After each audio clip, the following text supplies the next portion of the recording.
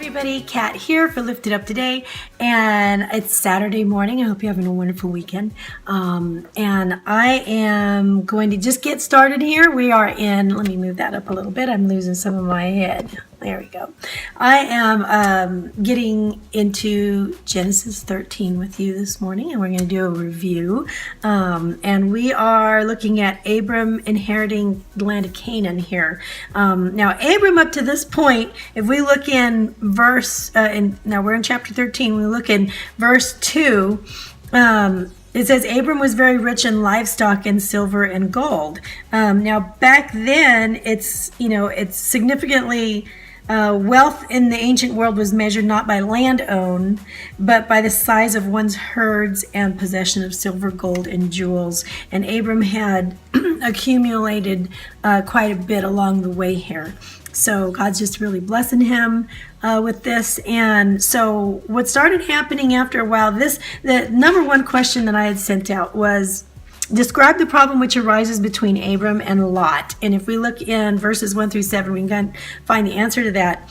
Now, to summarize it, what's happened is that they both are accumulating great possessions, although Abram is definitely, he's really got a lot. But Lot, his nephew who came with him, when Abram left his home and his family, Lot came with him with his family. Lot is also accumulating some things as well.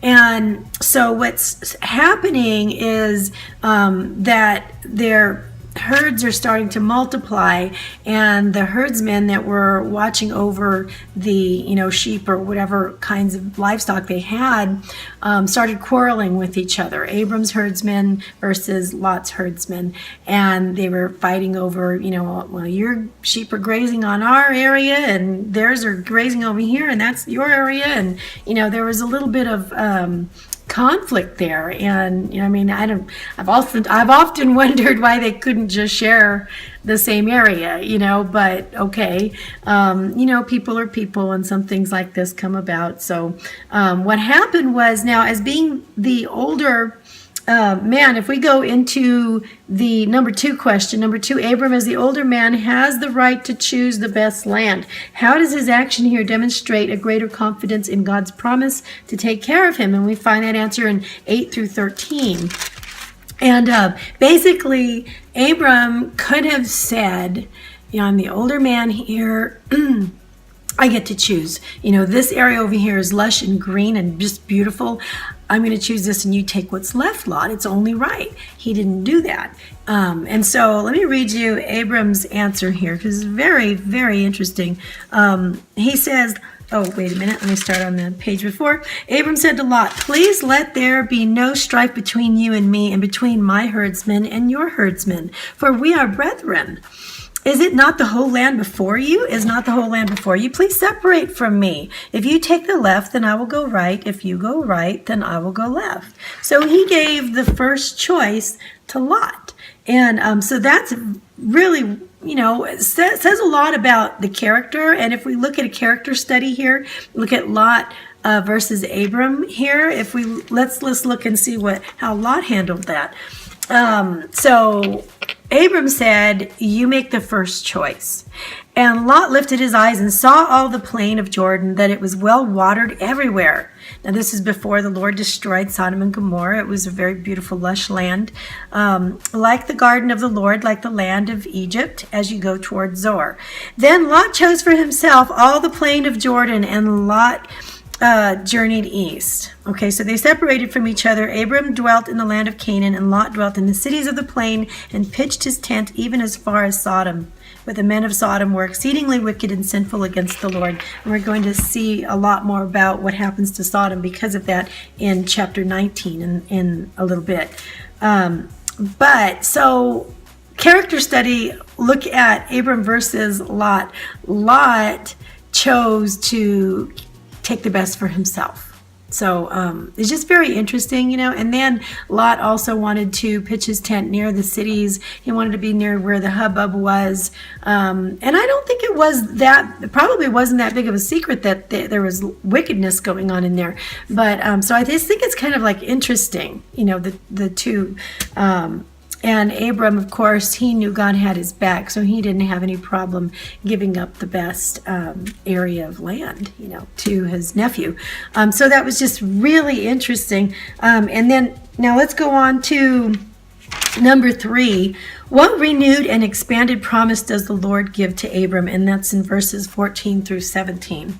And that is basically, I'm going to read that right out because it's really beautiful. And the Lord said to Abram after Lot had separated from him, "Lift your eyes now and look from the place where you are, northward, southward, eastward, and westward. For all the land which you see I give to you and your descendants forever. And I will make your descendants as the dust of the earth, so that if a man could number the dust of the earth, then your descendants also could be numbered. Arise, walk in the land through its length and its width, for I give it to you." And I think that's just really wonderful so basically with Lot gone, the Lord reaffirmed his covenant promise with Abram. Strikingly and unmistakably, the Lord deeded the land in perpetuity to Abram and his descendants, whom he declared would be definitely innumerable as the dust, as we see. And as we see in, where is it? He said that he would give them the land forever in verse 15. So I think that's really interesting because you can do a whole study on this historically, that God's not saying just until this, 1965 or whatever it is, 2000 or whatever. He said forever, so he's giving this to them.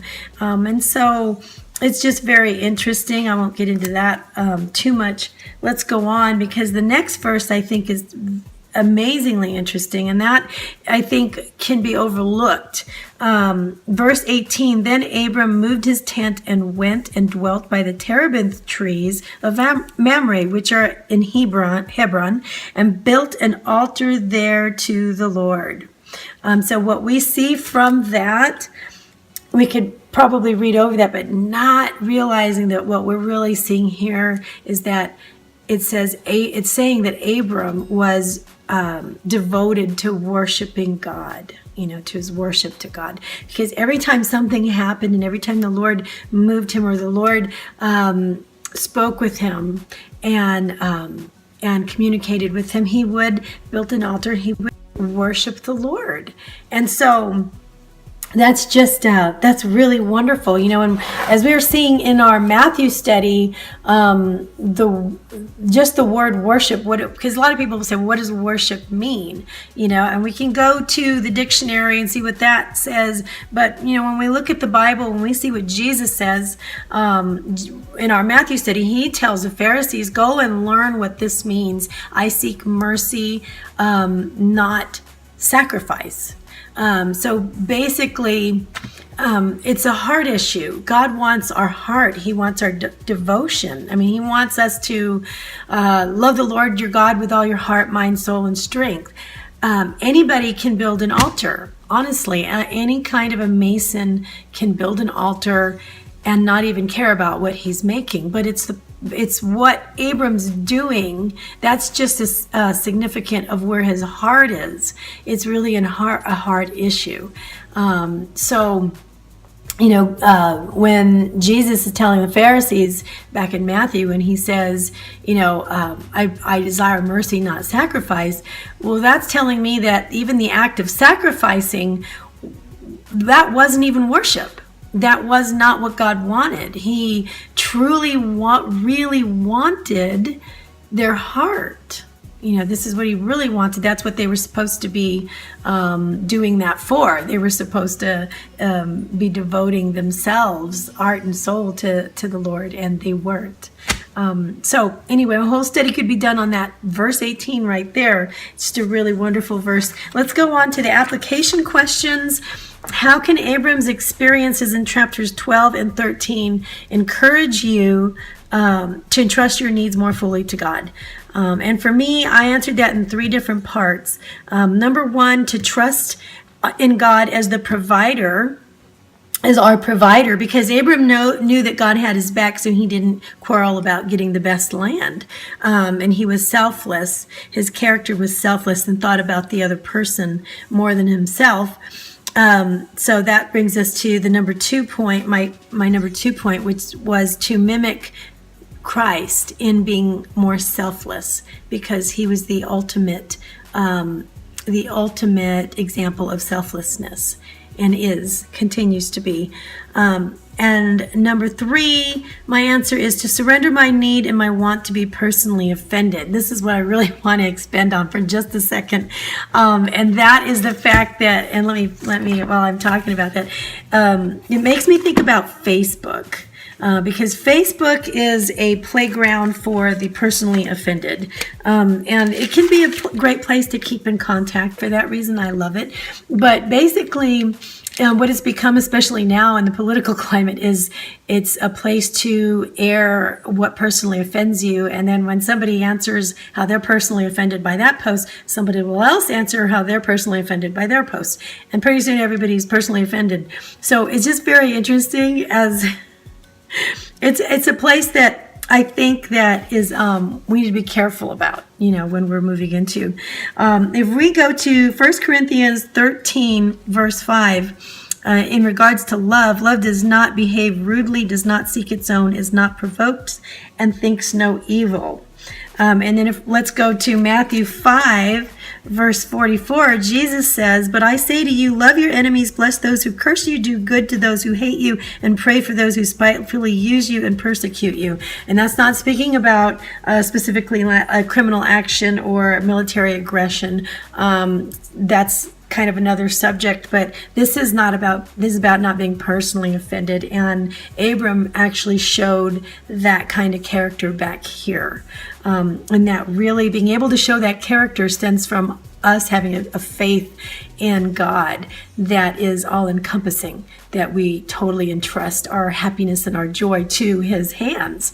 And so that's and that allows us, through his power and his spirit, allows us to do these things in the New Testament, to love our enemies, to not let it personal offense take us away. So I think what I'm going to do is probably post this 13:5 on my Facebook page, just to remind me of not being personally offended today, and to give that to God. So with that, I'm going to leave you with this, and wish you many blessings today. I love you guys a lot, and I will see you in Genesis 14, and then in Matthew 13. All right, see you later. Bye.